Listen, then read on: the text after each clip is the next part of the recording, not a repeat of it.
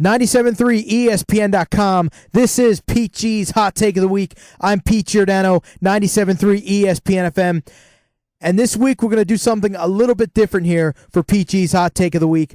This week we're going to concentrate on two lives that we've lost over this past week in Dean Smith and Ed Sabol of NFL Films. Two guys who really were innovators and guys whose legacy will really live on forever.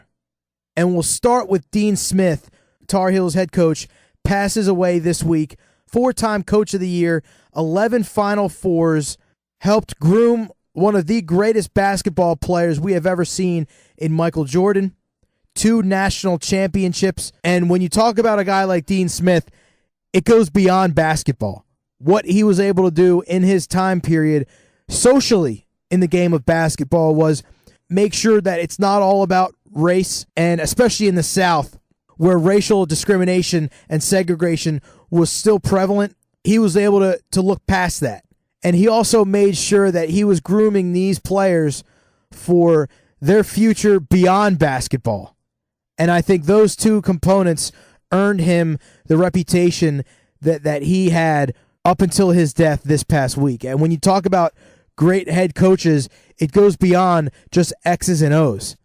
You know, head coaching to me, it's everything, but it's also those long plane rides and long bus rides back to Chapel Hill, coaching these guys off the court and grooming them, especially young kids in college, grooming them to become the men that they are.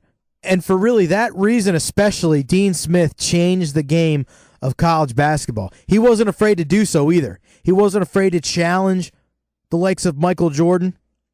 Dean Smith changed college basketball, and we will always remember that North Carolina basketball team with Jordan, Worthy, and Perkins. And guess who was the architect of that basketball team? Dean Smith.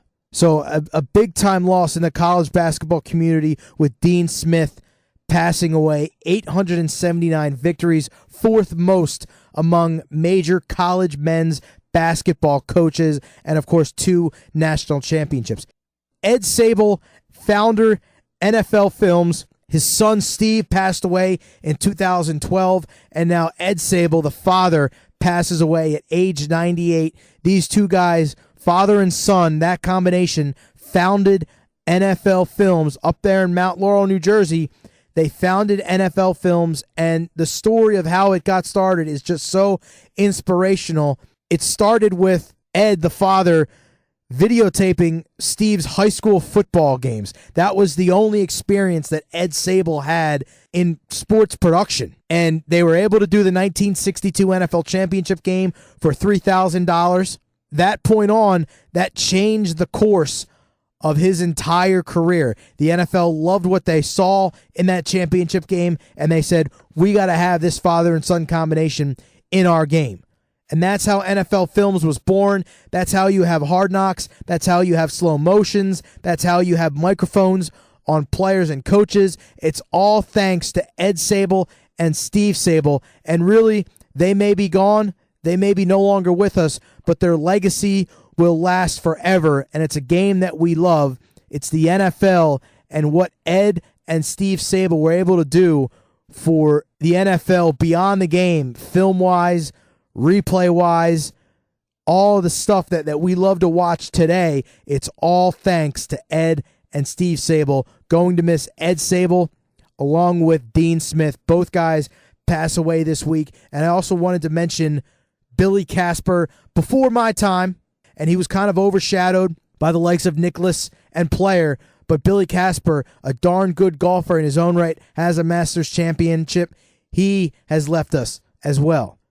This has been Pete G's Hot Take of the Week, 97.3 ESPN.com, 97.3 ESPN FM. Catch me on the warm-up weekdays 1 to 2. Tweet at PG973. And come back next week for another edition of Pete G's Hot Take of the Week.